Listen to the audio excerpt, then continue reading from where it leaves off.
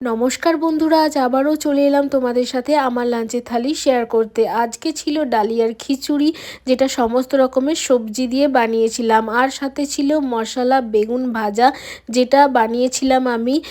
বেগুনগুলোকে মাঝখান থেকে ছুরির সাহায্যে কেটে লবণ, হলুদ, লঙ্কার গুঁড়ো, জিরে গুঁড়ো দিয়ে ভালোভাবে এটাকে মাখিয়ে নিতে হবে, যাতে মশলাটা এই ভেতরের মধ্যে চলে যায়। তাই জন্যই আমি ছুরি দিয়ে মাঝখানটা এইভাবে কেটে দিয়েছি। এরপর দেখো 10 মিনিট মাখানোর পর আমি কড়াইতে তেল গরম করে, অবশ্যই এটা সর্ষের তেল গরম করে আমি এটাকে হালকা টু মিডিয়াম আঁচে ফ্রাই করে নিলাম। এরপর দেখো মশলা বেগুন ভাজা কিন্তু রেডি। এরপর গরম গরম ডালিয়ার খিচুড়ির সাথে দিলাম বেগুন ভাজা, আর সাথে দিলাম ডিমের কষা, যেটা বানিয়েছিলাম আদা রসুন পেঁয়াজ আর টমেটো আর জিরে দিয়ে।